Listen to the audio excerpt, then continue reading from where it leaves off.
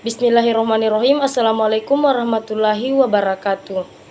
Saya atas nama Fitrani Surya dengan NIM 2020-310208 dari Prodi Pendidikan Bahasa Indonesia Angkatan 2020. Saya perwakilan dari kelompok 7 yang akan membahas mengenai prosa. Dan di sana saya menganalisis tentang mengenai cerpen.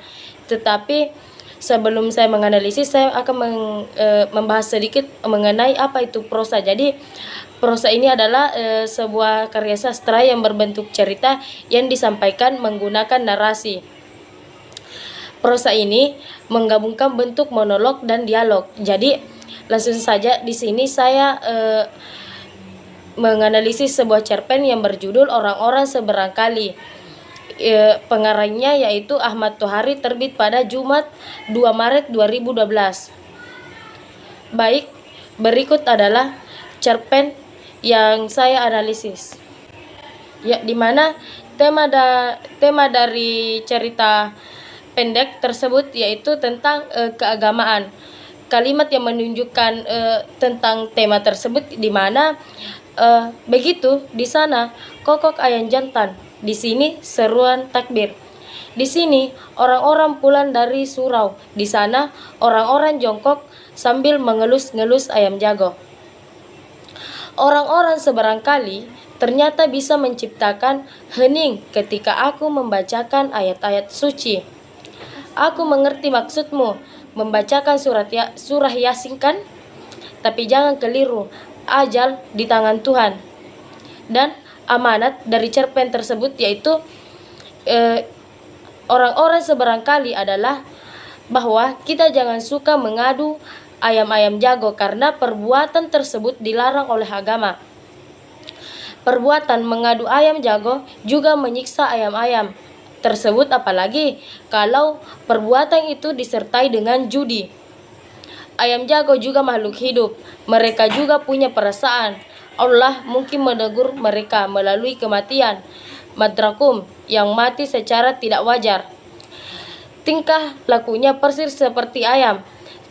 Ayam ketika akan diadu, Allah mengutuknya karena menjadi butohnya. Allahumma min sholih.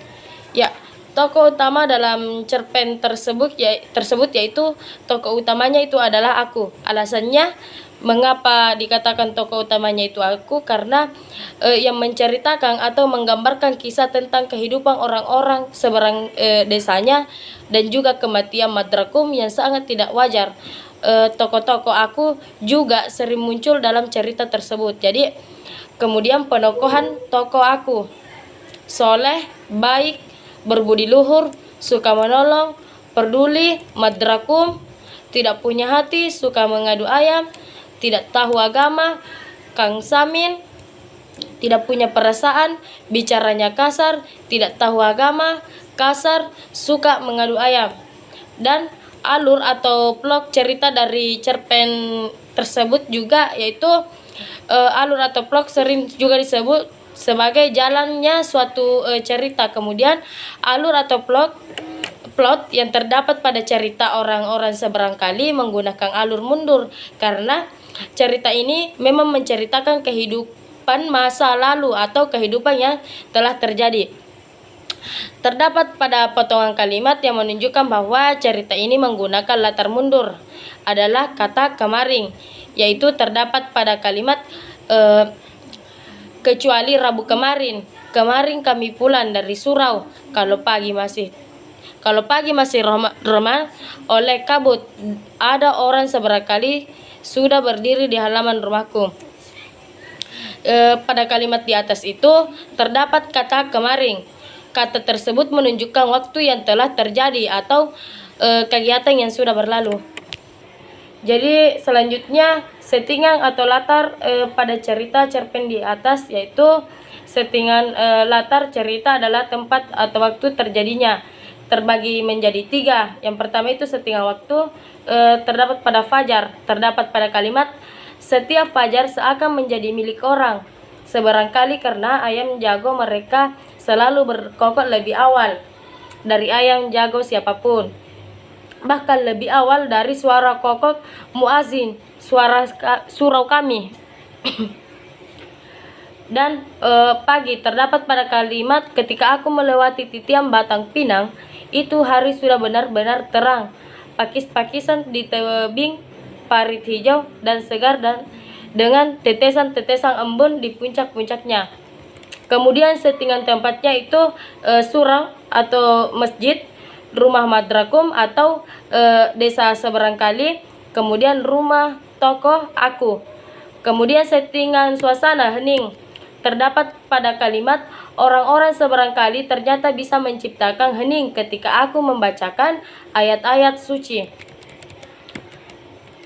Kemudian kesesuaian antara settingan, plot, dan cerita orang-orang seberang kali adalah di mana tema saling berhubungan. Jadi antara ketiga hal tersebut yang tidak dapat diolah alih kedudukannya dari ketiga hal tersebut terpadu dan saling berkaitan. Seperti misalnya pada tema cerita tersebut, keagamaan, settingan yang sesuai adalah surau, pesantren, dan lain-lain, karena tema keagamaan rata-rata mengacu pada dakwah, dan dakwah tersebut biasanya dilaksanakan di surau atau pesantren. Plot suatu cerita dapat disesuaikan menurut urutan waktu atau juga urutan tempat. Kemudian penggunaan bahasa pengarang, ya. Jadi penggunaan bahasa pengarang yang digunakan dalam cerita orang-orang seberang kali ini adalah menggunakan bahasa komunikatif sehingga mudah untuk dipahami oleh pembaca. Jadi pembaca bisa menangkap isi dan maksud yang ditulis oleh pengarang karena bahasanya tidak sulit, sehingga pembaca tidak perlu mencari arti dari kalimat tersebut. Ya, mungkin itulah presentasi dari saya.